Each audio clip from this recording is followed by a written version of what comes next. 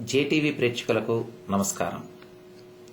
ప్రపంచంలోనే అత్యంత శక్తివంతమైన దైవం తిరుమల శ్రీ వెంకటేశ్వర స్వామి అని ఆంధ్రప్రదేశ్ ముఖ్యమంత్రి నారా చంద్రబాబు నాయుడు అన్నారు. సాలకట్ల వార్షిక బ్రహ్మోత్సవాల్లో భాగంగా తిరుమల శ్రీవారికి ప్రభుత్వం తరపున చంద్రబాబు పట్టువస్త్రాలు సమర్పించారు. కుటుంబ సమేతంగా విచ్చేసిన ఆయన తలపై పరిపట్టం చుట్టగా పట్టు వస్త్రాలున్న వెండి పళ్ళ్యాన్ని తలపై పెట్టుకుని మంగళ వాయిద్యాల నడుమ చంద్రబాబు ఆలయంలోకి ప్రవేశించగానే మహాద్వారం వద్ద ఆయనకు సంప్రదాయ స్వాగతం లభించగా స్వామివారికి పట్టు వస్త్రాలను సమర్పించారు. అనంతరం స్థానిక రంగనాయక మండపంలో ఆయన మాట్లాడుతూ స్వామివారే తనను రక్షించి పునర్జన్మ ప్రసాదించారని, శ్రీవారి కటాక్షంతో మరో జన్మనెత్తిన తాను ప్రజల సేవ కోసం జీవితాన్ని అంకితం చేస్తానన్నారు. పర్యాటకాభివృద్ధి లక్ష్యం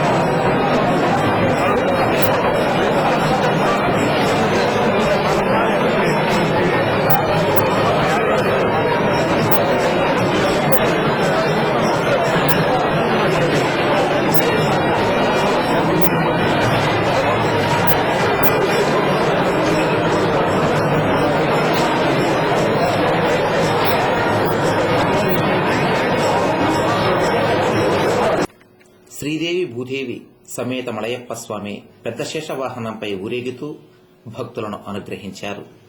స్వామివారు వజ్రకిరీటం, భుజకీర్తులు, కటి వరద హస్తాలు, శంఖు చక్రాలు, ఖడ్గం తదితర సమస్త వజ్రాభరణాలతో అలంకృతులై భక్తులను పులకాంకితులను చేశారు.